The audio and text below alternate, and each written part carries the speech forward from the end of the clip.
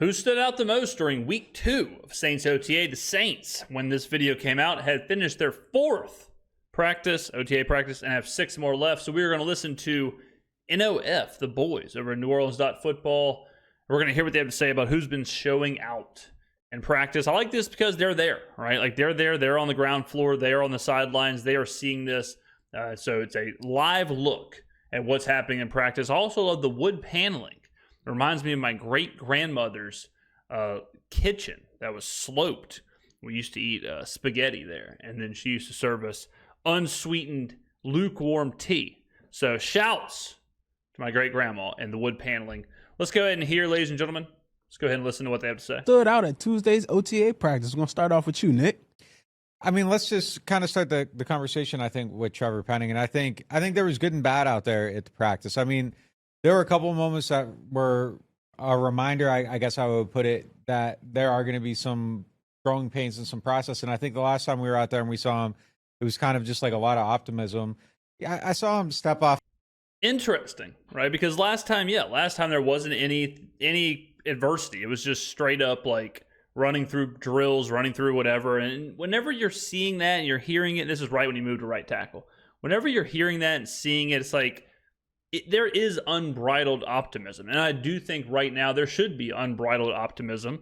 But as we continue through practice and OTAs and then training camp and then preseason, there probably will be moments of reality and moments of where all of this is going to kind of come into frame of what we will actually get from these players. I mean, everyone from Talisé Fuaga to Trevor Penning to Chase Young to Derek Carr to even Clint Kubiak and what that offense will look like, right? So, like, we can be as optimistic as possible, and I do think you should go into every season with a level of optimism and hope, but that...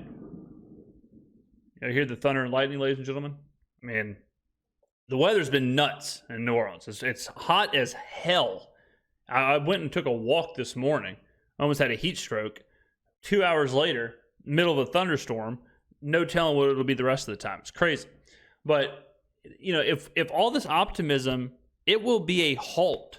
It will be a very real halt if our offensive line is bad, if the offense is bad. So these are OTAs. This is training camp. So I would say, let's not go all in on the reports, but it is important now to see if the things that we hope are coming to fruition, if they actually are coming to fruition. The plan of Trevor Penning going to right tackle sounds cool.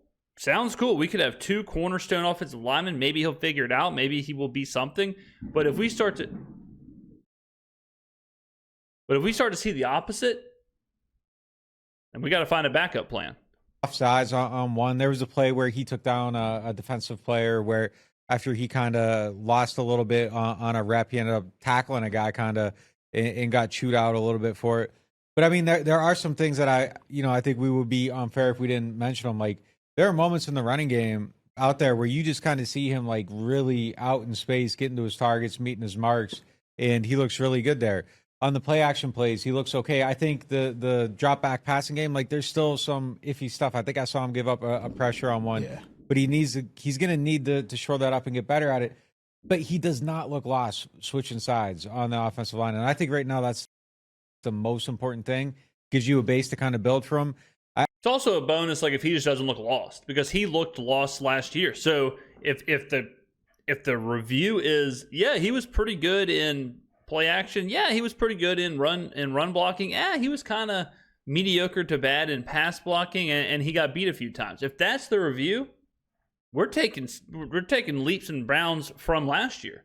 Because last year I would have cut my arm off to have that review of Trevor Penning. Last year it was just he's lost, he doesn't know what he's doing. We got to get him off the field. So there will be good and bad with everybody. Like, you're going to hear good and bad with Derek Carr and Talisé Fuaga and everybody. That is what training camp is for. I've always said I don't want, and this is a quarterback hypothetical here, but I don't want to hear my quarterback is 19 for 19 with no interceptions. And I don't want to hear the quarterback or anybody is playing it safe. Training camp, practice, OTAs, that's your time to take chances. That's your time to truly work on things. Same thing like on the driving range if you play golf. If you go on the driving range, there's some times where you're working on something and you're going to hit a few bad shots. because you are working it out. That's the whole point of the range, right? The whole point of OTAs and all of this is to work through those bad things. The problem with that is you've got the media on the sidelines who are documenting and reporting on those bad things. So just keep that in mind throughout all of training camp and practice. I thought there were more downs today than the last time, but I still remain cautiously optimistic about the Penning progress meter and kind of where it's going. Yeah, look, I mean, today was what he's supposed to look like. I mean, if he looked great out there, it'd be like, well, then what the hell happened the last 2 years? That's a good point, too. Like, the unbridled optimism, it would be kind of crazy if all of a sudden we're looking around like, man, Trevor Penning might be the best right tackle in the NFL. Like Mike's right. There is going to be those moments of down, because if there aren't those moments of downs, you do have to kind of look around like what happened? How did last year happen? You know, like you got to remember I'm about to go on a crazy metaphor here. It's the same thing as a giraffe, okay? I did not start the video thinking that we would get to this point, but giraffes started as, and I mean, this might not even be scientifically correct. Someone will definitely let me know in the comments. I will say this: we have a couple commenters that are, I'm convinced, like borderline geniuses. Some of them, I think they probably know who they are, but some of them are the guys I'm talking about. They will write some of the most beautiful prose ever in the comments, and they will. I mean, I really enjoy reading their comments, and I need to get. I don't have the names in the top of my head. I have the profile pictures in my head, but I need to remember the names and let them know who it is, or I need to tell them in the comments, because I do enjoy their comments. But so they will let me know about the giraffe's evolution. I'm pretty sure a giraffe at one point was just a horse or something close to a horse. I can see already as this metaphor is going on, I'm getting into the deep waters here. I'm pretty sure it was just a horse, or it had the body of a horse, and then the giraffe slowly over time evolved, and its neck got longer to where it could eat the trees. Right? And that was its, it helped it survive. I'm really about to abandon this metaphor, but it would have been insane to look out the window on Monday and see the horse thing, and look out. I mean, this is really going off the rails. And look out on Tuesday and see this long-necked giraffe. It takes time to develop. It takes time to evolve. It takes time for that. Similarly to Trevor Penning, where it would be insane for last year him to be ass, and then all of a sudden 2 practices in this year, he's the best right tackle in the game. My God, let's go ahead and continue the video. Holy Christ. If you are still with me after that, let me know in the comments below. That was, whew, baby. He obviously has a ton of work to do. And consistency is number one on that list, and balance and footwork. And even if he was still at left tackle, and certainly when he's at right tackle, he seems like he's in a good look at headspace, Andrew. though. I talked to him for a while. The whole group talked to him. Then I went up and talked to him for a while afterward. And just kind of, he's always kind of had frank conversations about how the mental toll this has taken on him or whatever. And it sounds like he's really refreshed by these last 4 months, that reset period the Saints keep talking about. And I think the most important thing is he spent those 4 months working out at OL Masterminds and working out with Alex Boone up in Minnesota and being healthy and working on his craft and his diet and his weight. And then obviously meeting with this new coaching staff. He's just working towards something instead of dwelling on injury recovery or being benched. How much time in his Saints career has he spent not recovering from an injury or recovering from a benching? And so at least there's some optimism now. But yeah, of course it's going to look like a work in progress. I mean, yeah, it is a work in progress. It's going to look like a work in progress because it quite literally is a work in progress. I expect to see warts in week 4 of the regular season. I like that hat that Kubiak's wearing right there. I had to get practice. that. Yeah, with Penning, I mean, his job right now is to get from point A to point B and become a real right tackle. And through that process, you're going to have to, his own. My man, he's going from point D to point C. We are way far away from point A. I will say, like I've said before, the fact that everyone can start fresh, that is good, especially for someone like Trevor Penning, who went through hell the last couple of years, and now we can forget all of that. Not only is he starting fresh with a new system, he's starting fresh with a new position. Derek Carr, same thing with last year. Derek Carr can forget all of last year. Derek Carr can forget all of the controversies or the fights or whatever with his teammates. He can forget the getting booted against Detroit. He can forget all that stuff because it's a fresh start. New start, fresh start. Everybody on the Saints team is new start, fresh start. Winding turns and stuff like that to get there, but as long as he gets there, that's really all that matters. But Who the let's hell go is on to that guy? Derek Carr. Nick, I know you had your eyes on him today. What did you see? I thought it was a pretty good practice for Carr. He looked pretty sharp overall. I mean, checked down when he should check down, went down the field when he should go down the field. He completed every pass that I saw him throw. I mean, I thought it was a really sharp day for him.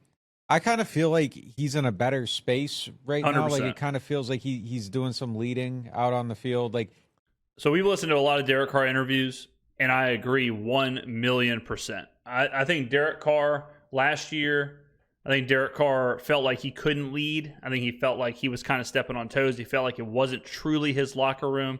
And he kind of felt like, and I use this term all the time, but I think he felt like he was cosplaying as Drew Brees.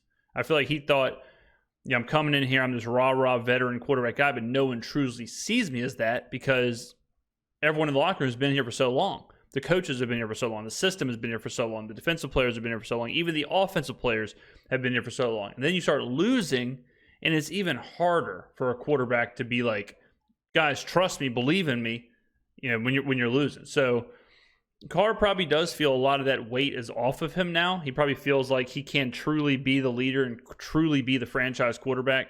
There was so much turmoil last year. He survived the turmoil. They navigated the seas, and now he's not cosplaying. He's not cosplaying as Drew Brees. He is Derek Carr, and whatever that is what it is. But same thing with that was the whole problem last year. The whole problem was we were trying to be something we weren't. We were trying to be the 2010 New Orleans Saints. But that's in the rearview mirror. So I don't want Derek Carr to be Drew Brees. I think that's unfair to ask of him, and it's unfair to ask anybody. We want Derek Carr to be Derek Carr. Whatever that is. We want Spencer Rattler, if he's the guy after Derek Carr, we want him to be Spencer Rattler. If Jake Hayner's the guy after Derek Carr, we don't want him to be Derek Carr. We want him to be Jake Hayner.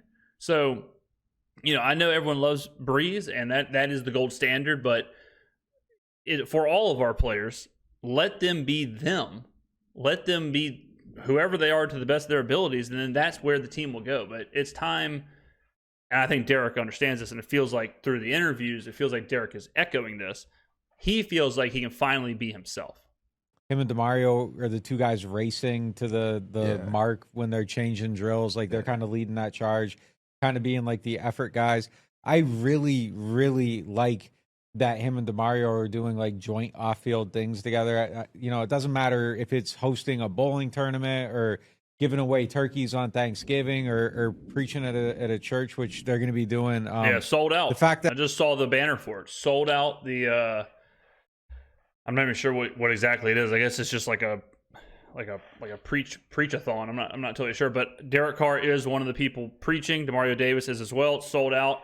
I didn't get the invite, which I'll tell you this right now, I'm not happy about. I'll tell you that right now. I should be right up there with DeMario and Derek. That you have two guys on opposite sides doing stuff together. Like, I think that kind of just sets a tone for the leadership. And it felt like there was a divide and a fracture last year. So I think that's incredibly important just to kind of have that like bridging of the gap overall. I kind of like where Carr's at right now. I think the offense kind of suits him. It looks like he's getting some of the timing down of it. I think he's in a good spot right now. I like where he's at better right now than I did a year ago.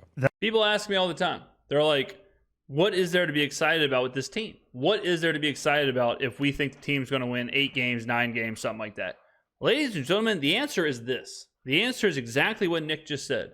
The answer is the change of culture, the change of the identity, the change of leadership, the change of the vision, the new voices, the new ideas.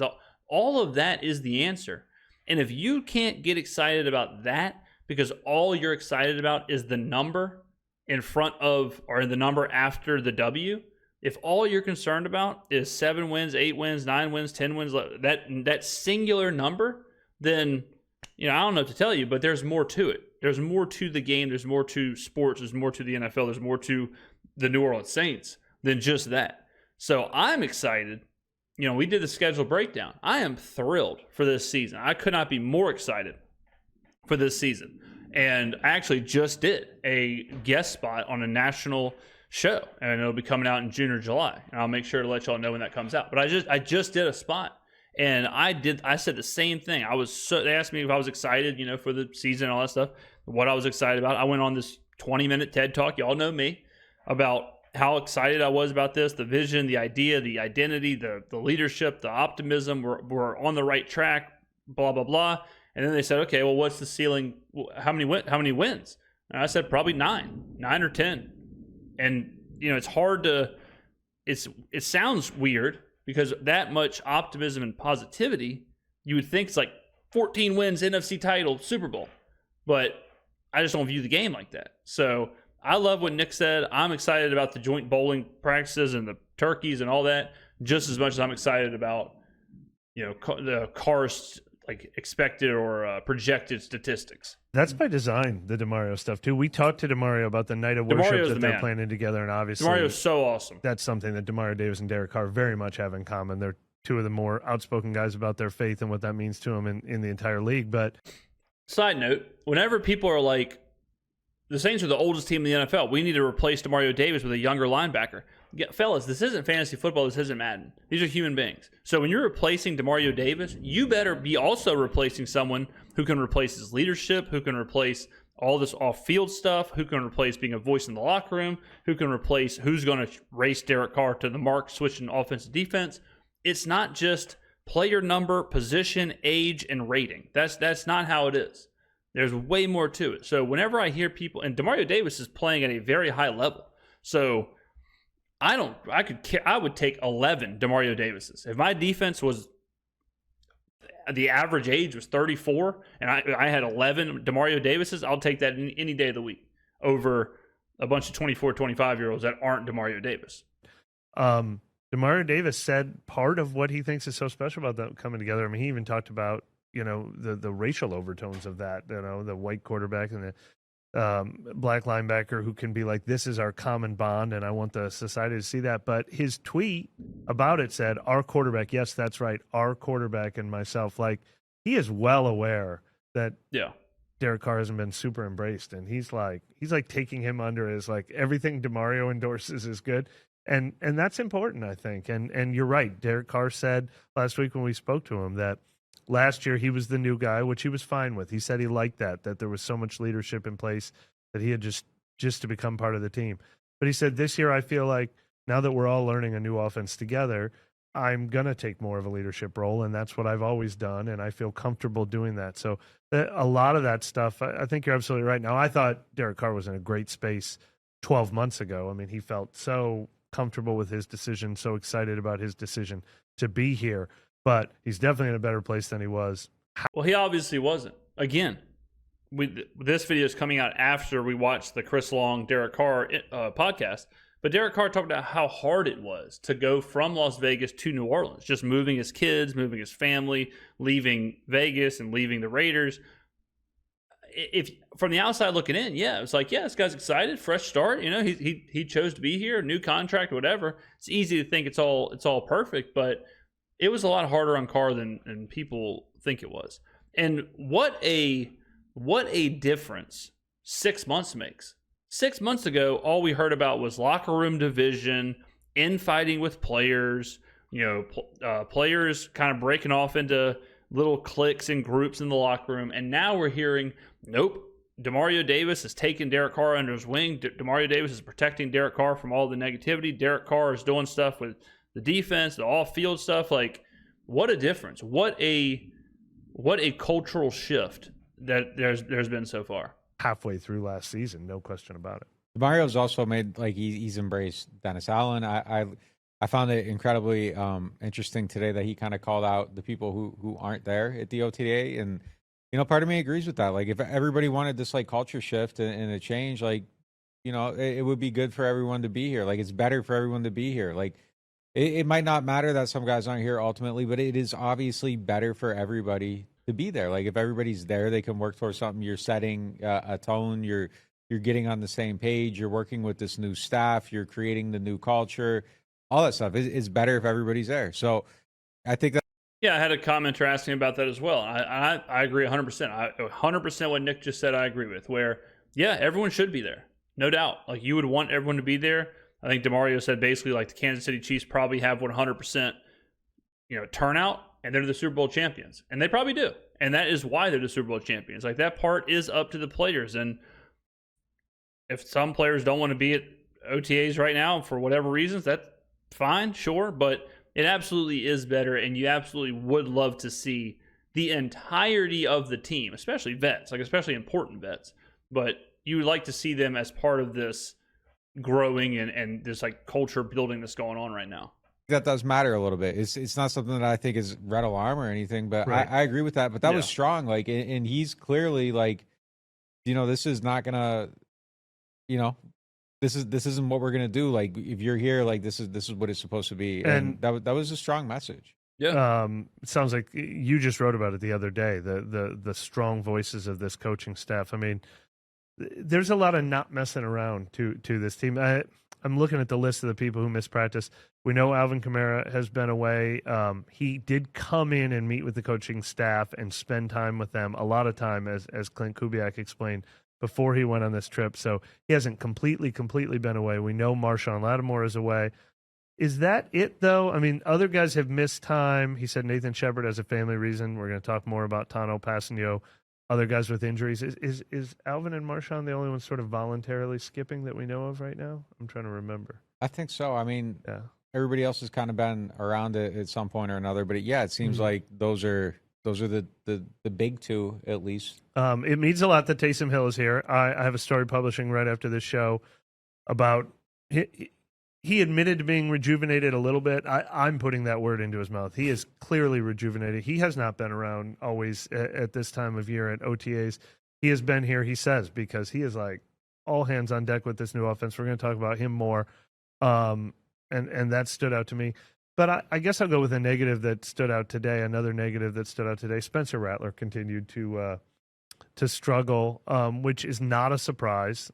Yeah, that's fine. And like I said, I'm cool with him and Haener struggling or being good or working through whatever they got to work through. I mean, and that's the beauty of our quarterback situation, which we've talked about at length. But if you're the Denver Broncos and you hear Bo Nix struggling at practice, you are thinking, oh, that ain't good because he's supposed to be our starting quarterback. Like, we don't have time for him to struggle.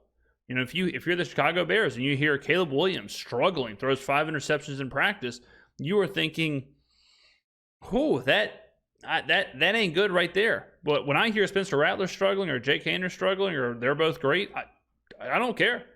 Again, you cannot update me on Rattler or Haener for the next 12 months. Put them in the hyperbaric time chamber like in Dragon Ball Z. Let them train at 100x gravity, and I'll see you later. Whatever, because it is not impactful on this season. Obviously, I hope they all are good. I hope they are developing, but that is the positive that we don't need daily updates on our rookie quarterback or second-year quarterback. Let them develop, let them struggle, let them go through it. I'm cool with that. So I don't see that as a negative. Of course, you're going to see growing pains from a guy who just arrived 2 weeks ago and started working with veterans, exactly 7 days ago. But after he had a little bit of a down practice, he throws 2 interceptions, 1 in 7-on-7, 1 in team drills. Just a reminder that's not going to happen instantly for him. Yeah, it was a rough day for him, and it wasn't just there were a lot of high passes, a lot of inaccurate passes. He's definitely got the wheels spinning a little bit. At some point I think it's going to probably slow down for him, and then the talent shines through. But right now, he's definitely swimming a little bit, trying to get just acclimated, and there's probably an element of pressure too. Like things start to get shaky, and it probably gets a little bit, it snowballs a little bit. But I don't expect like what we see right now to kind of be what defines him. Of course, there are good moments, but of course. I wouldn't even waste time and get this young man here on the top right in the gray shirt. Get him a Gatorade. I mean, it's a lot of sweat. I'm not a doctor, but I would assume that much sweat. You might be dehydrated, my man. I wouldn't even waste print space on the front page with Rattler updates or Haener. I mean, again, whether it's good or bad. And Rattler is, it's probably an interesting situation where you're in college and then you're in the Senior Bowl. You play well at the Senior Bowl. Then you go to like the rookie combine situations. You're playing well there. Then you go to rookie camp. You're amongst rookies. And then boom, you're with the veterans. And it's like every single one of those stops is different and kind of unique. But all the stops besides this one, he's like a big fish in a small pond. Big fish, small pond, Senior Bowl, big fish, small pond, rookie camp. And now all of a sudden he's the small fish, big pond. So I do expect him to be swimming a little bit, like Nick said, and kind of all over the place to start. No excuse, but I don't. Again, I don't really think it's one way or the other. If they told me that he threw 8 touchdowns and no picks, I wouldn't care about that either. The struggles are, Haener came in quicker last year. Like it's just a fact. Like he came in and has looked better. again this year. He looked better last year at this point. But I mean, it's still super early. On that point, because I didn't choose it for our Martin. Let me make this clear again, because I think people think I don't like Jake Haener or whatever. I could care less about Spencer Rattler or Jake Haener. I hope they do good, but I'm not like rooting for them to the point to where I'm monitoring either one of them for positives or negatives. If Spencer Rattler ends up not working out and Jake Haener does work out and Jake Haener is our quarterback in 2 years and Jake Haener's an all-pro quarterback, I'll be the biggest Jake Haener fan this side of Canal Street. Vice versa, if Jake Haener doesn't work out, Spencer Rattler does, and he's our quarterback and he's an all-pro, I'll be the biggest Spencer Rattler fan this side of Canal Street. If both of them are bad and we cut both of them, and in 2 years we have a totally different quarterback who's not even on the roster right now, out of sight, out of mind will Spencer Rattler and Jake Haener be for me.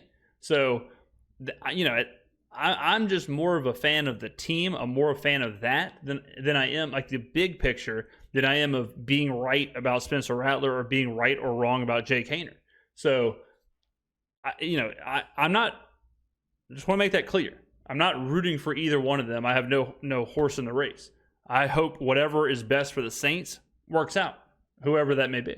Question of the day today, because I knew we were going to talk about Spencer Rattler in this segment. We had 2 different people ask, how do Spencer Rattler's early growing pains compare to what we've seen in the past? Because we've seen, obviously, Ian Book and Garrett Grayson, who didn't turn out well. Jake Haener had a good start. I mean, we've, young quarterbacks over the years.